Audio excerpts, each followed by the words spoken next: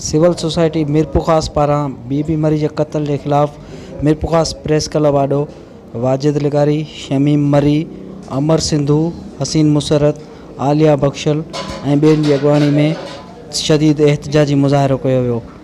उन मौक़े ते हिननि मुतालबो कयो त बेबी मरी जे क़त्ल जा क़ातिल फ़ौरन गिरफ़्तार कया वञनि ऐं साणुसि इंसाफ़ कयो वञे। मीरपुखास में सिविल सोसाइटी पारां बेबी मरी जे क़त्ल के ख़िलाफ़ सख़्त एहतजाज कयो वियो। उन मौक़े ते अमर सिंधु, आलिया बख्शल, शमीम मरी,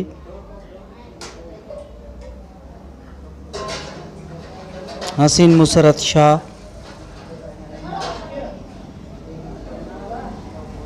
शहजादो मलिक,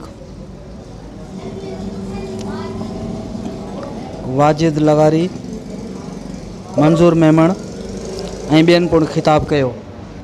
उन मौक़े ते घनश्याम भील जो लाश बि आहे जेको केतिरनि कलाकनि खां बर्फ़ जे सिरनि में पियो आहे, पर उहो हिन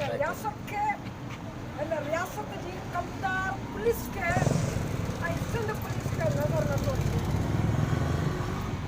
बीबी मरी सिंध जो हिकिड़ो कोंडाणी क़त्ल आहे। बीबी मरी हिकिड़ी उहा शागिर्दियाणी आहे जेका पढ़ण लाइ मेडिकल जे पहिरिएं साल जी शागिर्दियाणी आहे। उहा रोड रस्ते ते का इहे हलंदड़ औरत कोन्हे जंहिं ते तव्हां इल्ज़ाम बि ॾेई सघो, जंहिंजे लाइ समाज उहो ई झिरकियल बि हूंदो आहे, ॾिनल बि हूंदो आहे, ख़ौफ़ज़दा बि हूंदो आहे। हीअ औरतूं जेके निकितियूं आहिनि इहे अलाए असांखे सुभाणे छा करे विझंदियूं। बीबी मरी उन मौक़े ते शमीम मरी ख़िताब कंदे चयो त केतिरियूं मरियाणियूं छोकिरियूं, केतिरियूं ॿियनि ज़ातियुनि जूं छोकिरियूं लिक छुप में हुयूं आहिनि। ऐं मरियम बीबी जे केस लाइ असीं सभु इन लाइ निंदा आहियूं त उहे बासर धरियूं जेके अलाए केतिरे वक़्त खां पोइ वठी असांजी औरतुनि खे मोबाइलनि ते ब्लैकमेल कनि थियूं, उन्हनि खे जिंसी हरासा कनि था, उन्हनि सां ॾाढाई कनि था ऐं इहे केस हिननि खे फबी था वञनि बासर हुजण जे करे।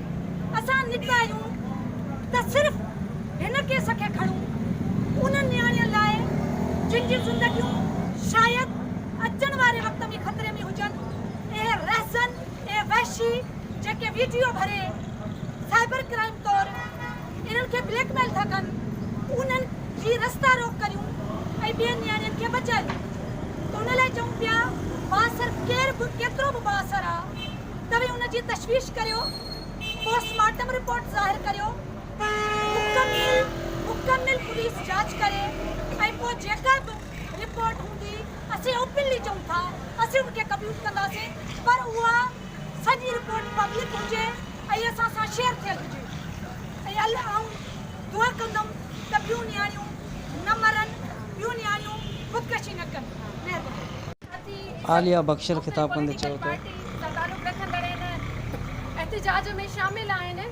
मां उहा ॻाल्हि बिल्कुलु हे जेको क़त्ल जेके चवंदा आहियां असां ख़ुदकुशी कंदा सिंधु ॻाल्हि रखी वई, इहो समाजी क़त्ल आहे।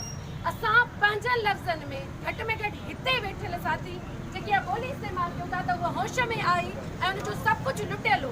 असां लॼ लुटियल समाज में रहूं था। लॼ सिर्फ़ु मुंहिंजे वजूद में न आहे, लॼ सिर्फ़ु मुंहिंजे जिस्म में न आहे, हिन लॼ लुटियल समाज में आहे जेकी हिन औरत खे सिर्फ़ु उनजी जिंसी ॾाढाई करे उनजो सभु कुझु लुटणु साबित थो करे, मजबूर थो करे त उहो दरिया में टपो खाए, उहा वण में फाओ खाए, उहा पखे में टंग जे नाला रंद वांगुरु। असां लॼ लुटियल समाज खां पंहिंजी आज़ादी वठंदासीं। असां हिन समाज जी रियासत ते ज़ोर विझंदासीं त बाबा असांजा शहरी आइनी कानूनी हक़ आहिनि ऐं असांखे इंसाफ़ ॾियो। हीउ क़त्ल समाजी क़त्ल आहे जंहिंमें असां सभु ज़िम्मेदार आहियूं, असां बि हुनजा हिसेदार आहियूं। हिन जे करे पंहिंजे क़त्ल हुजण जे नाते पंहिंजो इंसाफ़ पाण खां शुरू कयो हिन समाज ताईं। हिन पिदशाही समाज खे ढकण में तव्हां सभु साथी सोची गॾु हुजो। महिरबानी हुन मां को आज़ादी। हसीन मुसरत शाह ख़िताब कंदे चयो त